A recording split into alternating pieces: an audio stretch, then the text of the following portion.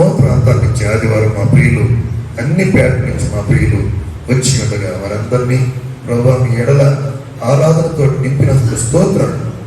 ఈ సమయంలో స్తుతులు చెల్లిస్తూ ఉండగా మీ మహిమ ఆయన పరలోకం నుంచి భూమి మీదకి ఆయన దినదినము ఆయన మా మీదకి ఎల్లవేళ్ళ మీ మహిమ ఉంచుతున్నాం. మీ స్తోత్రం. మీకే మహిమ ఘనత ప్రభావం చెల్లిస్తాం. యేసునామములో స్తుతిస్తున్నాం తండ్రి. ఆమేన్. Singing to the Lord in new song arrangement in Mantra. Singing to the Lord in new song. Singing to the Lord again. Singing to the Lord in new song. Singing to the Lord again. Singing to the Lord in new song. Singing to the Lord again.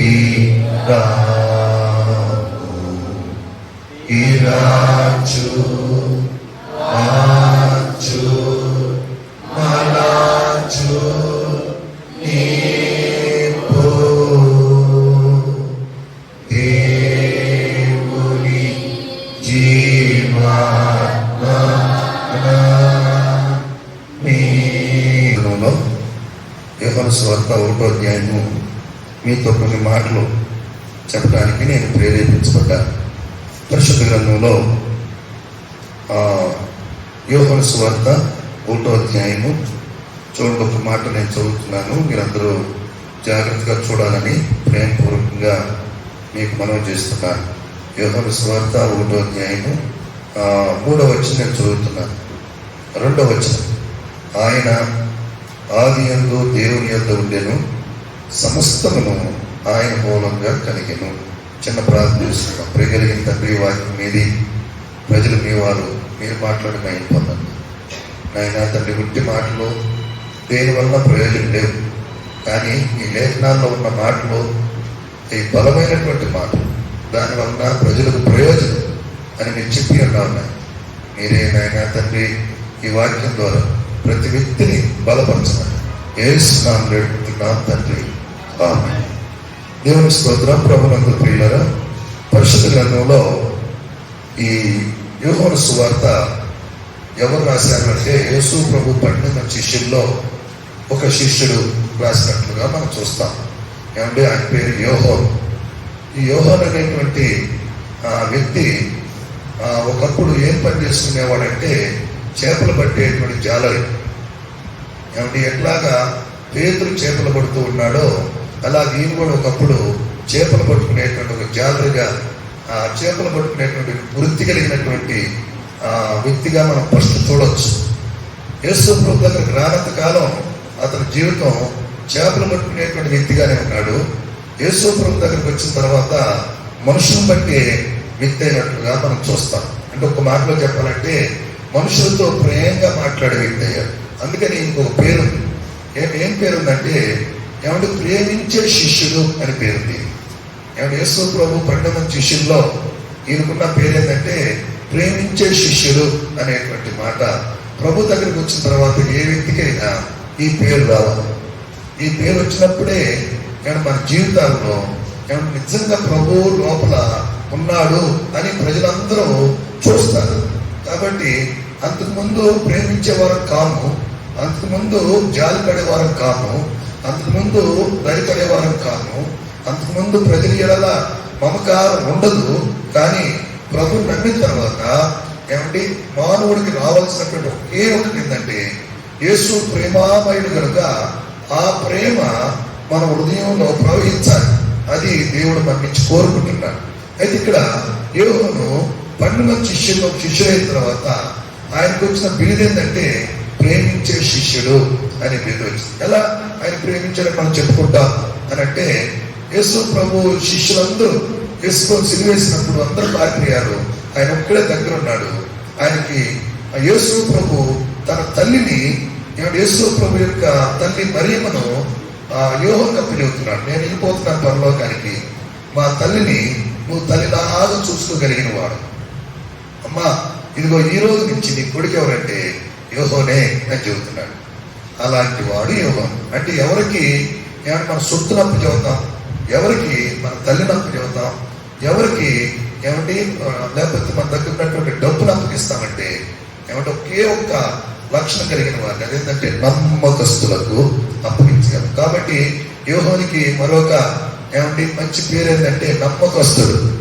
యోహాను ప్రేమించేవాడే కాదు, ఒక నమ్మకమైనటువంటి రాయబారి. అందుకని ఈయన గురించి అపోస్తులుడు, ఆయనకు ఇంకో పేరు కూడా ఉంది, అపోస్తులుడు అనే పేరు. 12 మంది శిష్యుల్లో ఏమంటే అందరికీ అపోస్తులుడే, ఈయన కూడా అపోస్తులుడే. నిజంగా అటువంటి నమ్మకస్తుడికి ఆయన అప్పచెప్పాడు. కాబట్టి ప్రేమించగలడు, నమ్మని చూసుకోగలడు అని యేసు సిలువలో ఉండి కూడా అప్పచెబుతున్నాడు.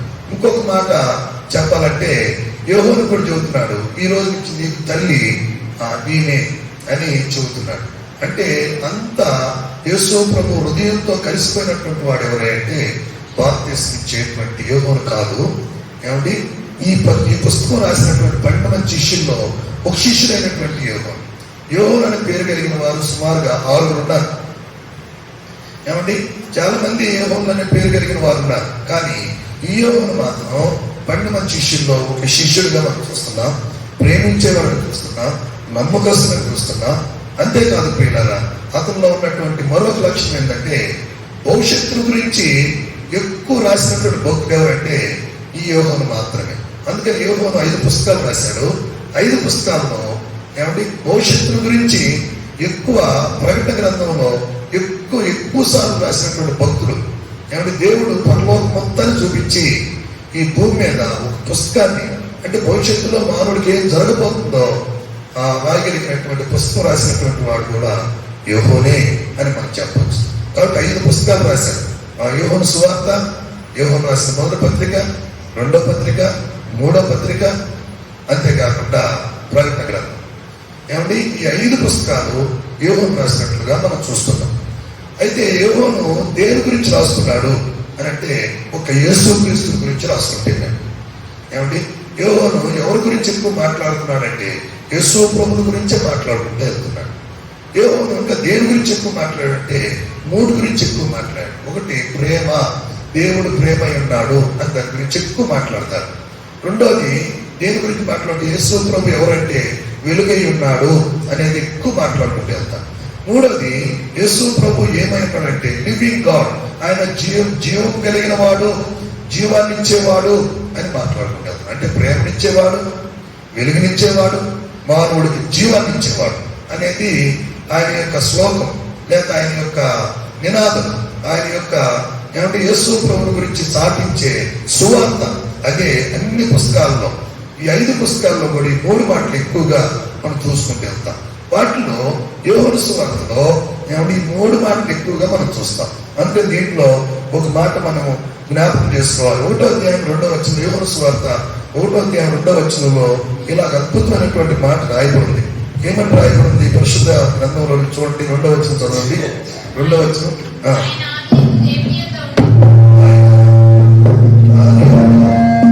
ఆది యందు దేవుని యందు ఉండెను, సమస్తమును ఆయన మూలంగా కలిగెను. ప్రభునందు పిల్లరా, ఆయన యేసు ప్రభు ఏమి ఇవ్వబోతున్నాడు మానవుడికి అని అంటే ఏమంటే ఒకే ఒక మాట ఆయన చెబుతున్నాడు. సమస్తమును ఆయన మూలంగా కలిగెను అనే మాట చెబుతున్నాడు.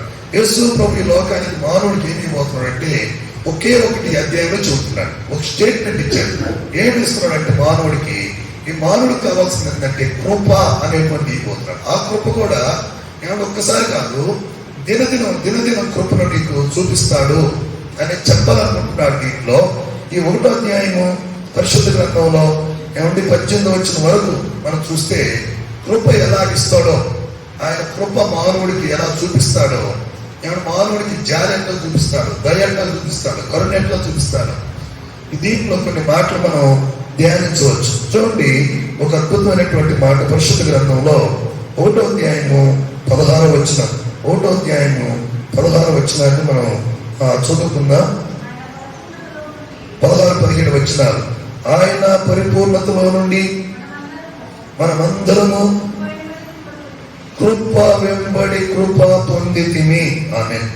చూడండి, ఇక్కడ కృప వెంబడి కృప పొందితిమి, ఇది ఎవరు చదువుతున్నాడంటే ఎవడు యోహాను భక్తుడు చెబుతున్నాడు. అంటే ఆయనతో కూడా కలుపుకొని చెబుతున్నాడు. ఎవరైతే యేసు దగ్గరకు వచ్చారో, ఎవరైతే శిలువ దగ్గరకు వచ్చారో, ఎవరైతే ప్రభు దగ్గరకు వచ్చారో, లోకంలో నుంచి బయటకు వచ్చారో, అంటే అగ్నిలో నుంచి దేవుడి దగ్గరకు వచ్చారో, లేకపోతే చెడుగులో నుంచి ప్రభు దగ్గరకు వచ్చారో, అపవిత్రతలో నుంచి ప్రభు దగ్గరకు వచ్చారో, ఎవరైతే శిలువ దగ్గరకు వచ్చారో, యేసు ప్రభు యొక్క సన్నిధి దగ్గరకు వచ్చారో, వారికి దేవుడు ఇస్తున్నటువంటి అద్భుతమైనటువంటిది ఒకటి చెబుతున్నాడు. ఆయన కృప వెంబడి కృప పొందితిమి అని అంటున్నాడు. ఎవరు కృప వెంబడి కృప పొందుతారు? ఏమంటే ఎవరు కృప వెంబడి కృప పొందుతారు అని అంటే, నంబర్ 1 ఏంటంటే ఏమంటే యేసు ప్రభు దగ్గరికి వచ్చి సమస్తం ఆయన మూలంగా కలిగినవి అని ఎవరు తెలుసుకుంటారో. 2వ వచనం, సమస్తము ఆయన మూలంగా కలిగినవి. సమస్తం అంటే ఏంటి అసలు? సమస్తం అంటే ఏంటి అంటే ఆకాశాల భూమి సృష్టి మొత్తమే కాకుండా బైబిల్ చెబుతుంది మానవుడి జీవితంలోకి ఒక వెలుగు నా యేసు ప్రభు వస్తున్నాడు లోపలికి చీకటి బ్రతుకులను తొలగించడానికి అని ఎవరు తెలుసుకుంటున్నారో వారందరూ కృప వెంబడి కృప పొందిన వారు అని తెలియజేస్తున్నారు. హల్లెలూయా. చూడండి, ఈ మాట మనం చూడొచ్చు. ఏమంటే 2:10 వచనంలో ఈ మాట రాయబడింది, సమస్తమును ఆయన మూలంగా కలిగెను. 10వ వచనంలో కూడా ఇదే మాట ఉంది. ప్రతి ఏమంటే బైబిల్లో నిజమైన వెలుగుంటేను అది లోకంలోనికి వచ్చుతూ ప్రతి మనుషుల్ని వెలిగించుతున్నది. ఆయన లోకములో ఉండేను, లోకము ఆయన మూలంగా కలిగెను. దేవునికి స్తోత్రం. హల్లెలూయా. లోకము ఆయన మూలంగా కలిగెను. ఇక్కడ సమస్తం ఆయన మూలంగా కలిగెను, లోకము ఆయన మూలంగా కలిగెను. ఈ 2 మాటలకి నేను అర్థాన్ని చెబుతాను. ఏంటంటే సమస్తం ఆయన మూలంగా కలిగినట్టే ఈ ప్రపంచం మొత్తం మనుషులు కూడా ఆయన చేశాడు, జంతువులు ఆయన చేశాడు, పక్షులు ఆయన చేశాడు, ఆకాశం ఆయన చేశాడు, భూమిని ఆయన చేశాడు అనేటువంటి మాట ఎవరు ఎరిగారో ఈ భూమి మీద లోకము ఆయన మూలంగా కలిగినట్టు అర్థం ఏంటంటే వెలుగు ఎవరిలోకి అయితే వచ్చిందో వారు యేసు ప్రభు మూలంగానే రక్షణ పొందారు. యేసు ప్రభు మూలంగానే బూతులు పోయింది, యేసు ప్రభు మూలంగానే అబద్ధాలు పోయింది, యేసు ప్రభు మూలంగానే చెడిపోయింది. అంటే లోకము అంటే అర్థమైందంటే ఇక్కడ మనుషులు అని అర్థం చేసుకోవాలి. లోకం అంటే మట్టి కాదు, లోకం అంటే మనుషులు అని అన్నాడు ఒక ఆయన గురజాడప్పారు. ఏమండి అంటే ఇక్కడ ఏం జ్ఞాపకం చేస్తున్నట్టు లోకము ఆయన మూలంగా కలిగెను, లోకము ఆయన మూలంగా రక్షణ పొందెను, లోకము యేసు ప్రభు మూలంగా ఏమైనా బూతులు పోయాను. లోకానికి యేసు ప్రభు మూలంగా మాత్రమే ఏమైనా పరలోకానికి వెళ్ళి ఒక మార్గం దొరుకుతుంది. పిల్లరా, ఆ సత్యాన్ని ఎరిగి ప్రభు దగ్గరకు వచ్చావు కనుక నువ్వు కృప వెంబడి కృప పొందుచున్న వారిలో నువ్వు ఒకరిని గుర్తు చేసుకోవాలి. ఏమంటే కృప వెంబడి కృప, ఏమంటే ఎంత అద్భుతమైనటువంటి మాట ఇక్కడ రాస్తున్నాడో భక్తులు అని జ్ఞాపకం చేసుకోవాలి. మరి ఆ కృప వెంబడి కృప పొందే వారికి ఏమేం కలిగినాయో కొన్ని మాటలు ఇక్కడ మీరు జ్ఞాపకం చేసుకోవాలని గుర్తు చేస్తున్నాం. చూడండి 4వ వచనంలో ఆయనలో జీవం ఉండెను, ఆ జీవం మనుషులకు వెలుగై ఉండెను, ఆ వెలుగు చీకటిలో ప్రకాశించుచున్నది కానీ చీకటి దాన్ని గ్రహింపకుండెను. ప్రభునందు ప్రియులారా, ఈరోజు బైబిల్ చెబుతుంది మనుషుల్లోకి జీవము వస్తూ ఉంది, ఆ జీవంలో వెలుగుంది, ఆ వెలుగులో మానవుడు రక్షించబడుతూ ఉన్నాడు. కొంతమంది మాత్రం చీకటి దాన్ని గ్రహింపకుండేనంటే, చీకటి అంటే ఇక్కడ ఎవరు తీసుకుంటున్నారంటే యూదులు, సిలువేసిన వాళ్ళు, యేసు ప్రభు నెట్టేసిన వాళ్ళు, యేసు ప్రభుని తిరస్కరించినటువంటి వాళ్ళు. వెలుగు లోకములోనికి వచ్చే ప్రతి మనిషిని వెలిగించుతున్నది కానీ చీకటి దాన్ని గ్రహింపక చీకటి యేసై నెట్టేస్తా ఉంది. అంటే చీకటి అంటే అర్థమైందంటే యూదులు 2వ బ్యాచ్ ఎవరంటే ప్రభునందు ప్రియులారా, యేసు ప్రభుని ఎవరు నెట్టేస్తున్నారో వారందరూ కూడా. అయితే ఈరోజు దేవుడు నీతో మాట్లాడుతున్న మాట ఏంటంటే వెలుగు నీ లోపలికి వచ్చింది. వెలుగు వచ్చిందంటే అర్థమైందో తెలుసా? 3 ప్రాముఖ్యమైన నీ లోపలికి వచ్చినాయి. హల్లెలూయా. ఏమంటే నీకు తెలియకోకుండానే నీ హృదయంలోనికి వెలుగు వచ్చింది. ఆ వెలుగులో 3 అద్భుతమైనటువంటి ఉండే లోపల. చూడండి బైబిల్ గ్రంథంలో ఎఫెసీయులకు రాసిన పత్రిక 5వ అధ్యాయము 8వ వచనం 9వ వచనం మీరు చదివితే, ఏమంటే ఎఫెసీయులకు రాసిన పత్రిక 5వ అధ్యాయము 8వ వచనం 9వ వచనంలో అద్భుతమైనటువంటి మాటలు రాయబడి ఉంటాయి. చదవండి ఎవరైనా పరిశుద్ధ గ్రంథంలో. పూర్వము మీరు చీకటయ్యుంటిరి, ఇప్పుడైతే ప్రభువునందు మీరు వెలుగై ఉన్నారు. వెలుగు ఫలం ఏమనగా సమస్త విధములైనటువంటి ఏంటంట మంచితనం, గుడ్నెస్. రెండోది నీతి, రైచియస్నెస్. మూడవది ట్రూత్. ఏమండి ఈ 3 మన లోపలికి వచ్చేసినాయి అని పౌలు గారు తెలియజేస్తున్నాడు. ఇక్కడ భక్తుడైనటువంటి యోహోను తెలియజేస్తున్నాడు. నిజంగా వెలుగు ఒక వ్యక్తిలోకి వచ్చింది. ఈ వెలుగును నెట్టేసిన వాళ్ళు అందరూ చీకటై ఉన్నారు. ఏమంటే పూర్వం చీకటై ఉన్నారు, ఇప్పుడు చీకటై ఉన్నారు. కానీ ఇప్పుడు ప్రభుని అంగీకరించిన వాళ్ళు పూర్వం చీకటై ఉన్నారు, ఇప్పుడు వెలుగై ఉన్నాం. మనం ఎవరమంటే వెలుగై ఉన్నాం. ఆ వెలుగులో ప్రభునందు ప్రియులారా, వెలుగు మన లోపలికి వచ్చి ప్రతి మనిషిని వెలిగిస్తూ ఉంది. ఆ వెలుగులో ఉన్న మూడు కనిపిస్తున్నాయి. ఒకటి ఏంటంటే మంచితనం వచ్చింది, గుడ్నెస్. మనం అనుకుంటాము అది మన సొంతం వచ్చింది అనుకుంటాం. ఏమంటే నా మంచితనం, ఇంత మంచితనం వచ్చింది, నేను ఇంత మంచోడు అయ్యాను, ఇంత బాగా చూడగలుగుతున్నాను, మంచి కళ్ళు వచ్చినాయి, మంచి నోరు వచ్చింది, మంచి చేతులు వచ్చినాయి, మంచి కాళ్ళు వచ్చినాయి, మంచిగా నేను బాగుంటున్నానంటే ఇది నా సొంతం వచ్చిందేమో అనుకుంటాను కొన్ని సందర్భాల్లో. లేదు కొంచెం నాగరికత నాకు పెరిగింది కాబట్టి వచ్చింది అని అనుకుంటాం. లేదంటే ఎక్కువ చదువుకున్నాను కాబట్టి ఈ నాగరికత వచ్చింది అని అనుకుంటాం.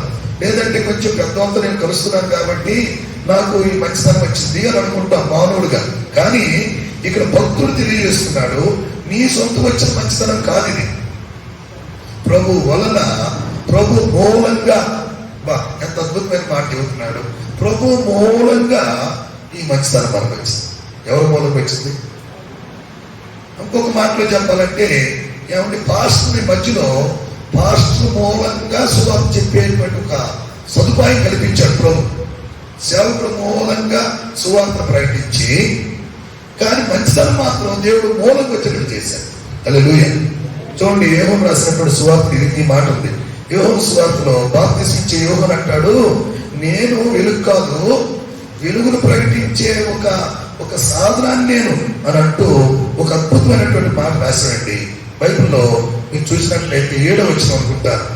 అతని మూలముగా ఏమంటే ఇలాగ రాయబడింది. 6వ వచనం, దేవుని యొద్ద నుండి పంపబడిన ఒక మనుషుడు ఉండెను, అతని పేరు ఏమంటే బాప్తిస్మం ఇచ్చే యోహోను.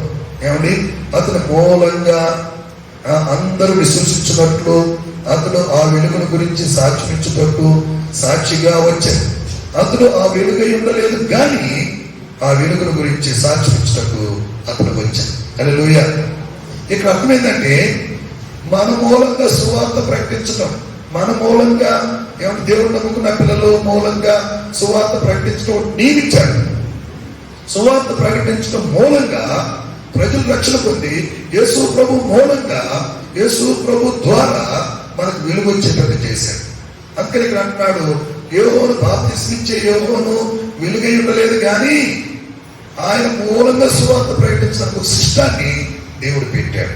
ప్రియులారా, ఈరోజు పాస్టర్ ద్వారా రక్షించబడినా, లేకపోతే పాస్టర్ ద్వారా సువార్తలు విన్నా, లేకపోతే పర్సనల్గా సువార్తలు విన్నా, టీవీలో నువ్వు సువార్త విన్నా, వ్యక్తిగతంగా విన్నా, ఆ వ్యక్తి నీకు నీతినివ్వలేదు, లేకపోతే ఒక సేవకుడు నీకు నీతినివ్వలేదు. కానీ ప్రభు దగ్గరకు రావడం ద్వారా నీకేమొచ్చిందంటే యేసుక్రీస్తు మూలంగా నీకు వెలుగు వచ్చింది. ఆ వెలుగులో 3 ఉంటాయి. ఒకటి మంచితనం, ఏమంటే రెండోది నీతి. నీతి నీ సొంతకు రాలేదు. మన నీతి మురుగుగుడ్లు లాంటిది అంటారు. మన నీతి మురుగుగుడ్ల కంటే ఇంకా హీనమైనటువంటిది. ఇంకా బైబిల్ రాశాడు, పందితో పోల్చబడింది. ఏమంటే పంది పొరిలినట్లుగా ఒకప్పుడు అలా ఉంటుంది. ఇప్పుడు ప్రభునందు ప్రియులారా ఎలా ఉన్నామంటే దేవదూతల వలె ఉన్నాం. ఇప్పుడు ఎలా ఉన్నామంటే యేసుక్రీస్తును పోలి ఉన్నాం. ఎలా ఉన్నామంటే పరలోకాన్ని పోలి ఉన్నాం. ఇంకొక మాటలో చెప్పాలంటే దేవుని మహిమతో మనం ఉన్నాం. దేవునికి స్తోత్రం, హల్లెలూయా. కాబట్టి దేవుని నీతి మన మీద ఆరోపించబడింది. దేవుడి నీతి మన మీదకి వచ్చింది. దేవుడి నీతి మన మీద ప్రకాశించబడింది. అందువల్ల నీతిమంతులుగా తీర్చబడ్డాం. ఈ నీతిమంతులుగా తీర్చబడినటువంటి వారికి నరకం లేదు. హల్లెలూయా. ఏమంటే కోర్టులో ఒక్కసారి వాడు రౌడీ అయినా, తాగుబోతైనా, వాడు 10 మంది నరికొచ్చినా, ఈ రోజు నుంచి ఈ అబ్బాయిలో ఏ తప్పు లేదు, మేము డిక్లరేషన్ ఇస్తున్నాం, ఒక్కసారి జడ్జి చెప్పిన తర్వాత అదే తప్పుని తీసుకెళ్ళి మళ్ళీ ఆ వ్యక్తిని జైల్లో పెట్టడానికి వీలు లేదు. ఏమంటే మన ఈ మధ్య అందరూ పరిశుద్ధులే అని పేపర్లు వేశారు. మన కోర్టులో తీర్పు వచ్చినప్పుడు ఏమంటే అందరూ నిర్దోషులే అని కోర్టులో ఎప్పటి నుంచో దోషులు చెప్పుకుంటా 25 సంవత్సరాల నుంచి 28 సంవత్సరాల నుంచి చెప్పుకుంటూ వస్తున్నారు. ఒక్కసారి ఎవరైనా సరే నిర్దోషులే అన్న తర్వాత ఆ తప్పు మీద తీసుకెళ్ళి మళ్ళీ జైల్లో పెట్టడానికి లేదు. అలా యేసు ప్రభు ద్వారా మనం ఒకప్పుడు పాపులను, ఇప్పుడు నీతిమంతులుగా ఒక్కసారి దేవుడు డిక్లరేషన్ ఇచ్చిన తర్వాత ఆ వ్యక్తిని మళ్ళా నరకానికి తీసుకెళ్ళడానికి నా సాయితానికి లేదు, ఎవరికి లేదు. ఈరోజు దీన్ని బట్టి ఏమవుతుందంటే వెలుగు లోపలికి వచ్చినప్పుడు నీకేమైంది అంటే మంచితనం వచ్చింది ఈ భూమి మీద. రెండోది, చచ్చిపోయినప్పుడు నరకానికి వెళ్ళకోకుండా ఉండే నీతి నీకు వచ్చింది. ఆ నీతిమంతులుగా తీర్చబడ్డాను. మూడోది ఏంటంటే ట్రూత్, సత్యం.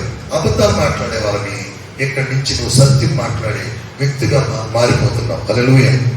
ఇప్పుడు కూడా దేవుడి దగ్గర తర్వాత కూడా నీళ్ళు అబద్ధాలు ఉండొచ్చు, కానీ దేవుడు వాక్యం తెలియజేస్తుందంటే సత్యం మాట్లాడాలనే ఒక సాక్షి, మనస్సాక్షి లోపల ప్రేరేపిస్తుంది. ఇంకా ఇక్కడి నుంచి నువ్వేం చేయాలంటే సత్యమే మాట్లాడాలి. సత్యం మాట్లాడడానికి పోరాడాలి. సత్యం మాట్లాడడానికి తిరగాలి. సత్యం మాట్లాడడానికి ప్రాక్టీస్ చేయాలి. ఒక రన్నింగ్ ఎట్లా ప్రాక్టీస్ చేస్తారో, ఒక ఎక్సర్సైజ్ ఎట్లా బాడీని తగ్గించుకోవడానికి ఎక్సర్సైజ్ చేస్తూ ఉంటారో, ఆరోగ్యం రావడానికి పొద్దున్నే ఏమంటే ఎట్లా ఎక్సర్సైజ్ చేస్తారో, అలాగే ప్రతిరోజు మనం అబద్ధాలు సత్యం మీద పోరాడి కొన్ని రోజులకి ఏమైనా పొట్టెట్టా తగ్గించుకుంటాం రన్నింగ్ చేసి, అట్లా కొన్ని రోజులకి అబద్ధాలు తగ్గించేసి సత్యమే మాట్లాడాలని దేవుడు కోరుకుంటున్నాడు. దేవునికి స్తోత్రం, హల్లెలూయా. ఈ రోజు ప్రభునందు పిల్లలు యోహను రాసినటువంటి ఈ సువార్తలో 1వ అధ్యాయంలో ఉన్నటువంటి మొట్టమొదటి మాట చెప్పాను. ఏమొచ్చిందంటే మన లోపలికి సమస్తము ఆయన మూలంగా కలిగినవి అనేటువంటి మాటకు 10వ వచనంలో ఉన్నటువంటి మాట, ఆయన లోకములో ఉండెను, లోకము ఆయన మూలంగా కలిగిన కానీ లోకము ఆయనను తెలుసుకునలేదు. ప్రభునందు పిల్లరా, ఇక్కడ 2 మాటలు రాయబడి, కొంతమంది ఆయన మూలంగా తెలుసుకున్నారు, కొంతమంది ఏమో తెలుసుకోలేదు అని అంటున్నారు.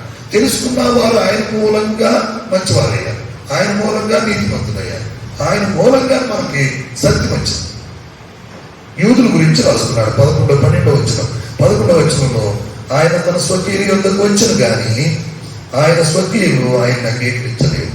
ఆయన సిరివేశారు. స్వకీయులు అంటే యూదులు ఆయన సిరివేశారు. అయితే ఇక్కడ వాడబడినటువంటి అద్భుతమైన మాట 12వ వచనం, తనను ఎందరు అంగీకరించదురో వారందరూ, అనగా ఆయన నామమున విశ్వాసంతో వారికి దేవుని పిల్లలగుటకు ఆయన అధికారం అనుగ్రహించారు. ప్రభునందు పిల్లలు ఆయన మూలం ఇంకేమొచ్చిందంటే మనకి ఆయన పిల్లలము అనే అధికారం వచ్చింది. దేవునికి స్తోత్రం, హల్లెలూయా. చూడండి, వెలుగు రావటమే కాదు, ఆయన పిల్లలము అనే అధికారం వచ్చింది. అంతేకాదు, ఇంకొక మాటలో చెప్పాలంటే ఆయన పిల్లలంటే అర్థమైందో తెలుసా? పరలోకంలో ఆయన మనకు తండ్రి అయితే, మనం ఆయన పిల్లలమైతే ఏమంటే ఆయన దగ్గరికి వెళ్ళినప్పుడు ఆయనకి ఎంత ఇస్తుందో, ఆయనకి ఎంత కోట్లుండియో దాని మొత్తానికి నీవు నేను వారసులము. ఏమండి, దానికి దానికి వారసులను అని దేవుని వాక్యం తెలియజేస్తుంది. కాబట్టి నువ్వు ఎప్పుడు కూడా భయపడదు. దేవుడు నీకు అధికారం ఇచ్చాడు. ఇంకొక మాటలో చెప్పాలంటే నిన్ను దత్తత తీసుకున్నాడా? దేవునికి స్తోత్రం, హల్లెలూయా.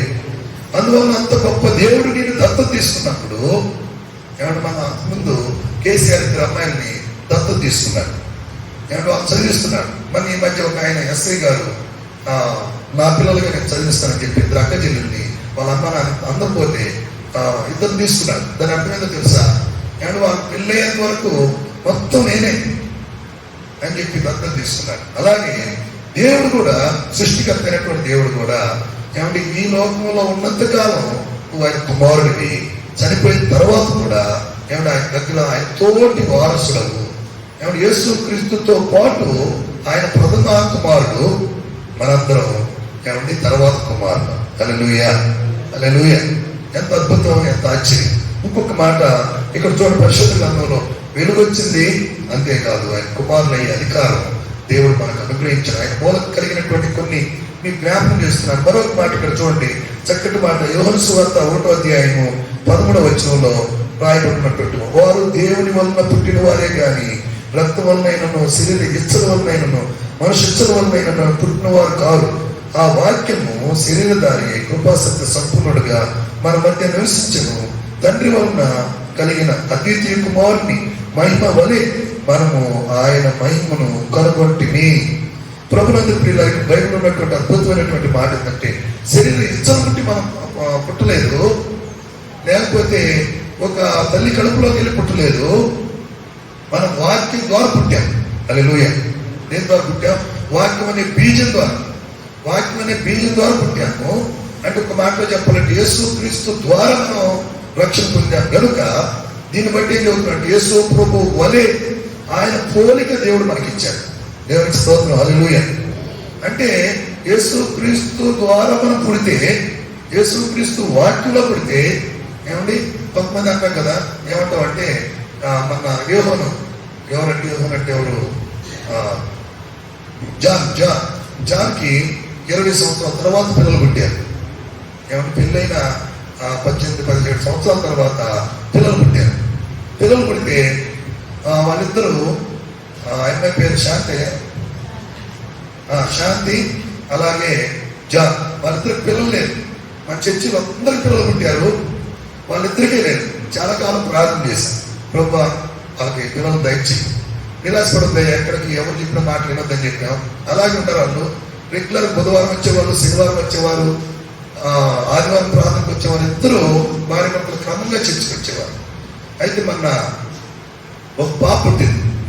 మన పార్శ్వం గారు ఇల్లు వచ్చారు. అక్కడ ఏమంటే ఎలా ఉంది అని అంటే, ముఖ్యంగా వాళ్ళ అమ్మలాగుంది, ఇది ఆమె ఇట్లా ఉందని చెబుతున్నారు. అంటే వాళ్ళ నాయనలాగా ఇట్లా ఉంది అని చెబుతున్నారు. కాబట్టి ఒక మాటలో చెప్పాలంటే ఆయన స్వారూప్యం అంటే, ఫస్ట్ ఒక ఆయన అన్నాడు, ఫస్ట్ పిల్లలు ఎవరిలో ఉంటారంటే మగోళ్ళు ఉంటారంట. మగోళ్ళు గర్భం ధరిస్తారంట. మగోళ్ళు పిల్లలు ఉంటారంట. తర్వాత ఆడవాళ్ళకి వెళ్తారంట.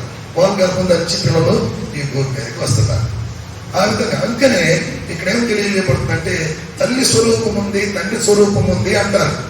అలాగే ఇక్కడ కూడా యేసు క్రీస్తు ద్వారా మనం జన్మిస్తే, యేసు క్రీస్తు వాక్యం ద్వారా జన్మిస్తే, యేసు ప్రభు నాగయ్య మనం. హల్లెలూయా. ఆయన మూలంగా మనకి ఏం కలిగిందంటే వెలుగు కలిగింది. వెలుగులో తోడుండి అని చెప్పారు. ఆయన మూలంగా మనకి ఇంకేం కలిగిందంటే ఆయన కుమారులమైతే ఆయన రాజ్యానికి వారసులం, అంతేకాదు ఆయన యొక్క ఆస్తి కూడా వారసులమే అని చెప్పారు. ఇక్కడ ఆయన మూలంగా ఇంకేం కలిగిందంటే యేసు క్రీస్తుని పోలికలో యేసు ప్రభు వలె, యేసు ప్రభు లాంటి సుగుణాలు దేవుడు మనకు వచ్చినాయి. చివరికి ఒక మాట చెప్పి నేను ముగిస్తాను. ఏంటి ఆ మాట అంటే, కృప వెంబడి కృప.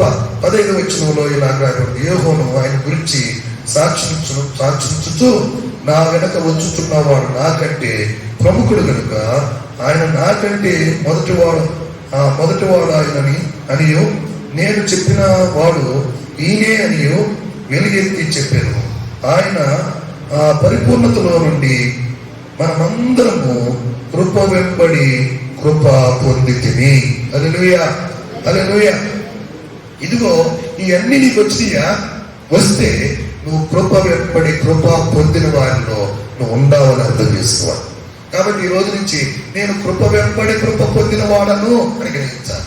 అట్లా కాకుండా ఇంకా ధర్మశాస్త్రమే పాటిస్తే, ఇంకా ఈ లోకాన్ని పాటిస్తే, నా ప్రభు కంటే చీకట్లో ఉన్న వారము, మబ్బులో ఉన్నటువంటి వారము, ధర్మశాస్త్రంలో ఉన్నటువంటి వారము, పరలోక రాజ్యానికి అర్హులు కాని వారము, అలాగే ఏమంటే పాతాళానికి అర్హులైనటువంటి వారము, లేకపోతే యేసు ప్రభుకి కుమారులుగా కాకుండా ఏమంటే కుమారులు బిడ్డలుగా కాకుండా ఉన్నటువంటి వారము, కానీ ప్రభుని నమ్ముకొని ఇదిగో ఈ విధంగా ప్రభుని అంగీకరించినటువంటి వారందరికీ ఏమంటే ప్రభునందు పిల్లరా కృప వెంబడి కృప, అదిగో ఇయే కాదు, మనం చనిపోయేదాకా ఇస్తానే ఉంటాడు.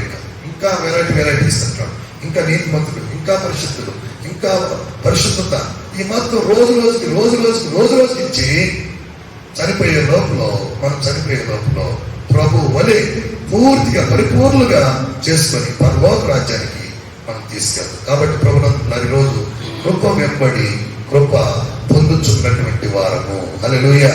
పొందిన వారము, పొందుచున్న వారము, హల్లెలూయా. కృప వెంబడి చెప్పండి అందరూ కూడా, కృప వెంబడి కృప పొందిన వారము, పొందుచున్న వారము, హల్లెలూయా. ఏమిటంటే కృప ప్రభు మనందరికీ అనుగ్రహించిన కదా, మీరు నడిపించి బలపరిచి నా తండ్రి ఎవరైతే అనారోగ్యంలో ఉన్నారో అందరూ బాగు చేయండి.